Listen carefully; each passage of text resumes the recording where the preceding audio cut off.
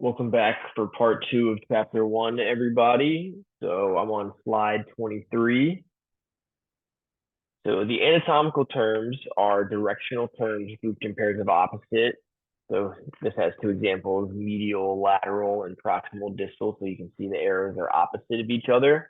And whenever we use these directional terms, we're always assuming that the body is in this position, what's known as the anatomical position. So it'll be erect, arms at the side, the face and palms and the feet are all facing forward. You could also refer to the arms as supinated with the palms facing forward. And this shows a little bit more of the directional terms. So you have superior, inferior. You see on this one too. It's also known as cephalic and caudal. So that's higher or lower on the body, or cephalic is towards the head, caudal is towards the tail, is what that translates to. You have medial, lateral, medial being more towards the midline, lateral being away from the midline. Proximal and distal. Distal is away from the attachment point, proximal is close to the attachment point. And then you have anterior and posterior, which are also known as ventral and dorsal, meaning towards the front or back. Planes of the body, there's three different planes. So the first one we'll talk about is transverse. That separates the body into top and bottom, or superior and inferior segments.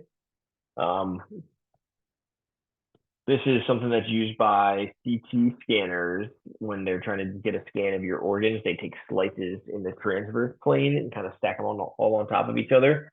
You may also hear this referred to as the horizontal plane. So the horizontal and transverse plane are the same thing. The sagittal plane is, well, it'll break it into right and left halves of the body. So in this case, it's going right down the middle. So it could be considered a mid-sagittal plane. But if we drew a horizontal line kind of off to the side, that would just be a regular sagittal plane. The frontal plane breaks it into front and back. This is also known as the coronal plane.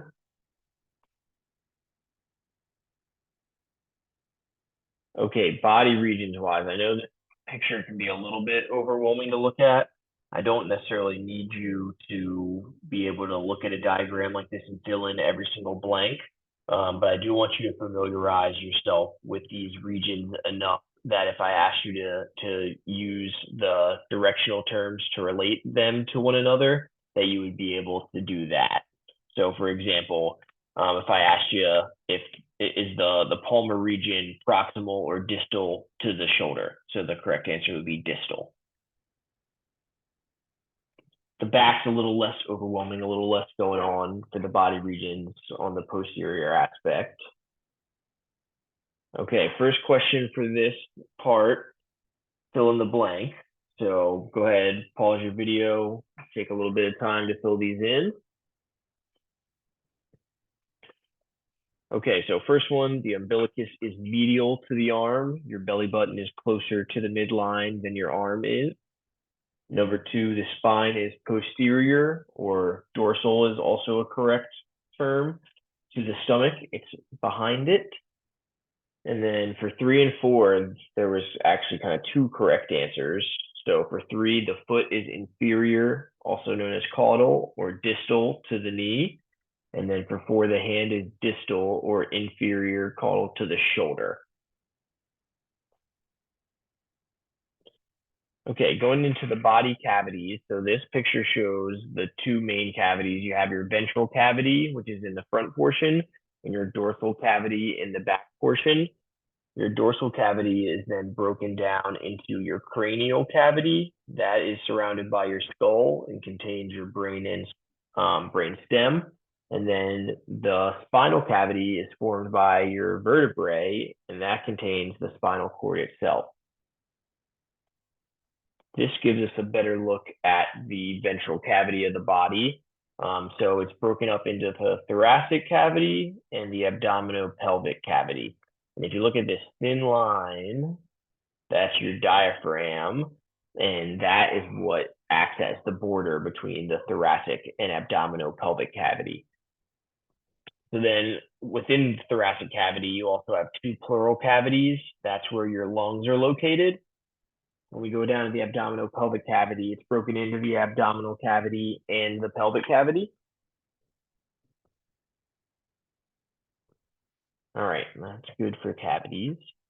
Next question is a fill in the blank related to the cavities. So go ahead, take a moment, think about this one.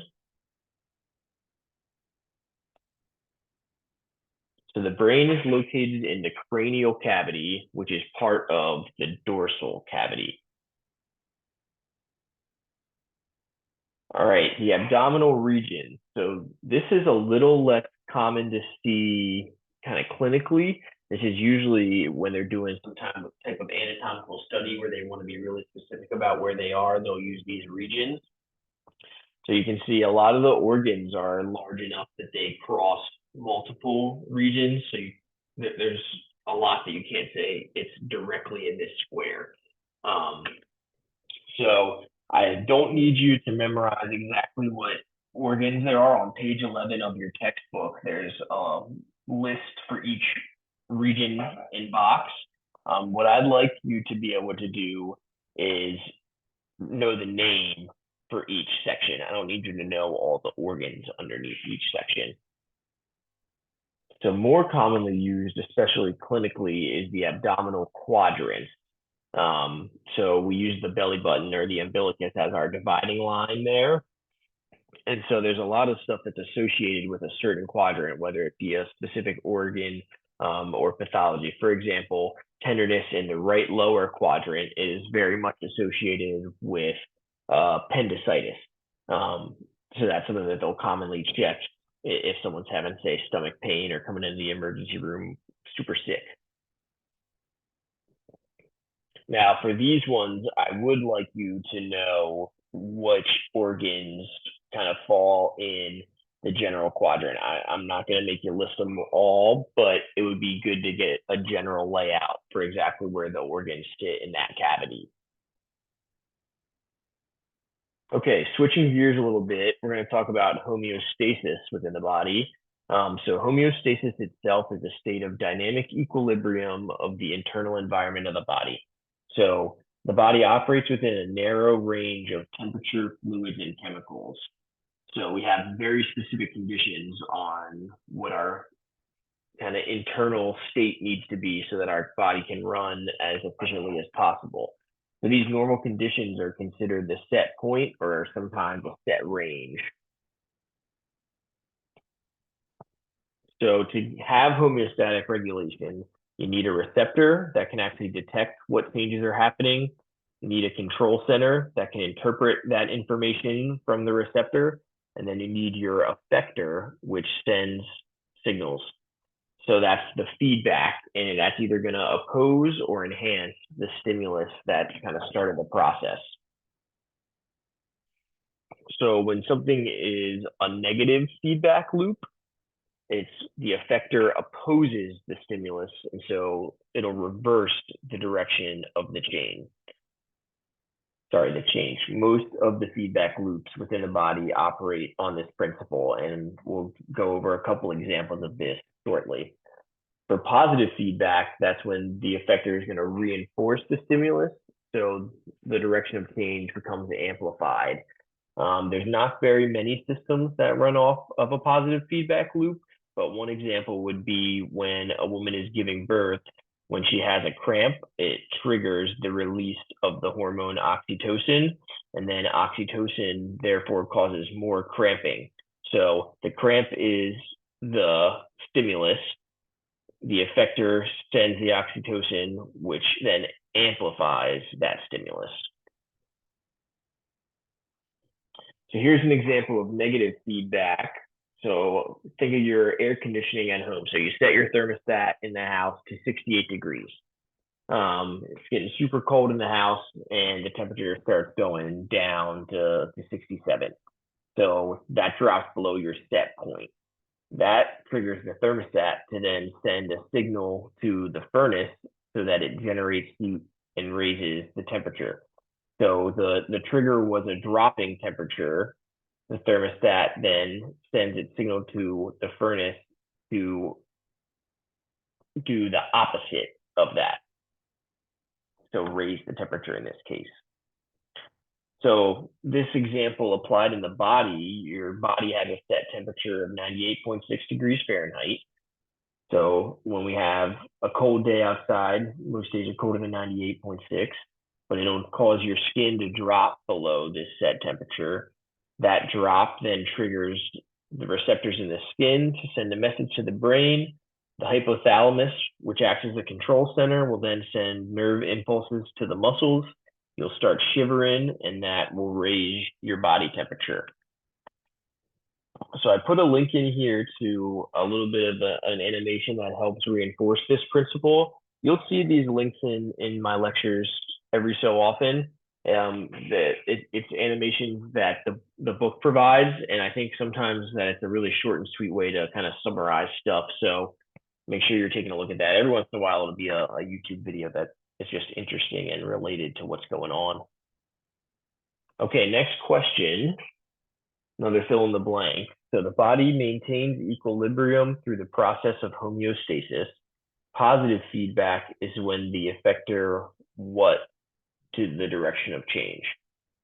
Is it A, opposes and reverses, B, opposes and amplifies, C, reinforces and reverses, or D, reinforces and amplifies?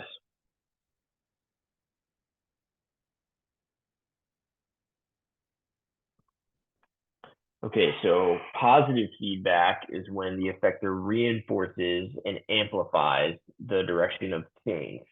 If it was negative feedback, it would oppose and reverse the direction of change.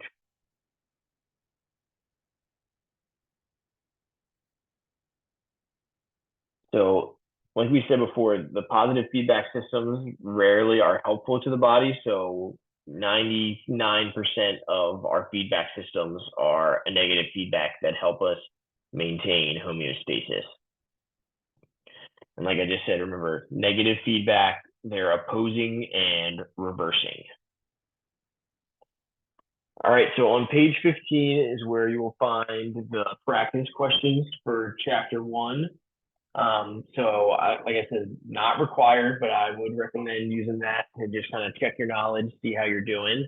And I will see you guys in chapter 2. Have a good day.